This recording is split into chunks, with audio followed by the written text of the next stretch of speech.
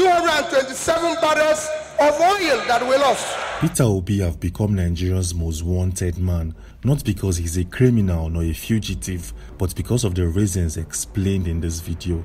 Peter Obi, who was supposed to run for the office of the President of the Federal Republic of Nigeria, quickly changed his political strategy, formulations and formations, and also his political party. Peter Obi, who moved from the People's Democratic Party down to the Labour Party because he noticed a lot of individuals in the People's Democratic Party were seeking and hunting for his neck. Obi noticed that the walls and structure of PDP were systematically built to be against him in his political quest in Nigeria. Peter Obi, being a very smart leader, a leader blessed with the skills of foresight, quickly noticed that the elites in the People's Democratic Party were coming for his neck. These guys wanted to swallow Peter Obi because Peter Obi overnight became a big threat in the People's Democratic Party known as the PDP. Peter Obi switched to Labour Party, but you need to know one thing. Peter Obi is a different breed. He's not as corrupt as many politicians in Nigeria. Peter Obi always stood for the truth, and that is why he managed to make many friends than enemies in the Nigerian political system. Peter Obi was widely against corruption. He queried and sometimes called out the names of corrupt politicians in Nigeria, and that made Peter Obi the #1 enemy in Nigeria. As soon as Peter Obi switched to Labour Party, a lot of politicians domiciled all across various political parties in Nigeria quickly celebrated because they thought that would lead to the sudden end of the political career of Peter Obi. Many called Labour Party a small party, and Peter Obi joining Labour Party will make him a small politician in full sense.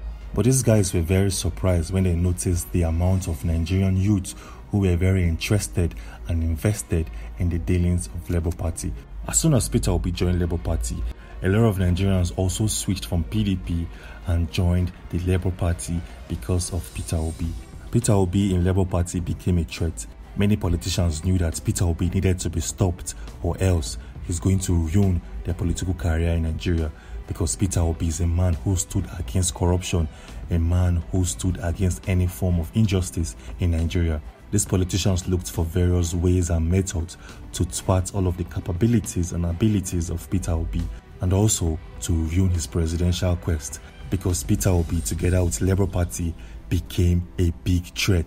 They became a very serious competition in the Nigerian political scene. And that is why various traps were created to hook Peter Obi in. Before the presidential elections, a group called the National Rescue Movement, NRM, filed a lawsuit against Peter Obi, stating that Peter Obi wasn't fit and proper to run for the presidential elections on the account of dual citizenship. This group called NRM, or the National Rescue Movement, claimed that Peter Obi had a dual citizenship, and that is true. Any presidential candidates can't have dual citizenship. Anybody running for a top political position can't have dual citizenship. But this group called the NRM got the whole situation very wrong. Peter Obi never had a dual citizenship. Peter Obi is only a citizen of Nigeria and Nigeria alone. These guys made a big mistake because these guys were confusing honorary citizenship and a real citizenship in its real sense. What Peter Obi had was an honorary citizen from the city of Dallas in the US. This is more like a certification that the city of Dallas in the US gave to Peter Obi, and this is not a real citizenship in its true sense. Even if Peter Obi wants to travel to the US, he needs to apply for a visa and still wait for his visa to be approved before he can move or travel into the US.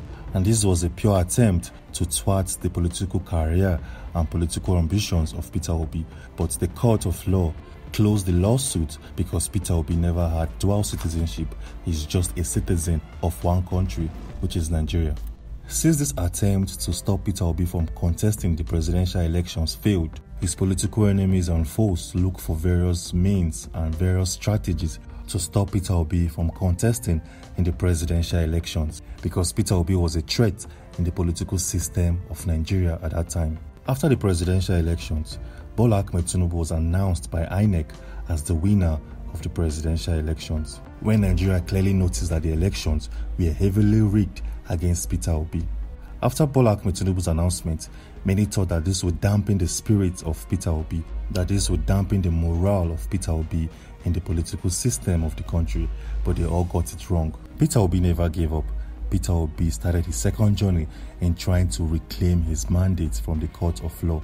But when these political foes of Peter Obi noticed that this man called Peter Obi isn't giving up anytime soon, they had to employ the second strategy they had up their sleeves. On the 27th of April 2023, Peter Obi traveled to the UK. On his arrival at Heathrow Airport in London from Nigeria, he joined the queue for the necessary airport protocols when he was accosted by immigration officials who handed him a detention note and told him to step aside. Peter Obi was taken to a detention room for proper interrogations and questioning. Peter Obi wasn't aware that he was facing various forms of crimes when someone used his names and his numbers to commit various forms of crimes in the UK. An individual in the UK impersonated Peter Obi to the extent that Peter Obi was almost arrested for a crime which he did not commit. After the immigration officers in that airport did all protocols, after interrogating Peter Obi and looking at some data, they noticed that Peter Obi was clean and that somebody else was using his name and identity to commit various forms of crimes and frauds in the United Kingdom. When the news got out that Peter Obi was detained in the UK, a lot of Nigerian politicians celebrated and also popped champagne, celebrating the downfall of Peter Obi. They all thought that Peter Obi would be going to jail, but they all got it wrong. Peter Obi was released, and when the news got out that Peter Obi has been released, it sent shocking waves all across the spines and hearts of various politicians who never liked Peter Obi. When the second plan did not work, they had to look for the third and final attempt to blame Peter Obi and make people hate Peter Obi in Nigeria. The People's Democratic Party, through various spokesmen and personality, blamed Peter Obi for their defeat in the presidential elections. They all claimed that Peter Obi left the party, and after leaving the party, it led to the reduction of their votes in various southern states in Nigeria.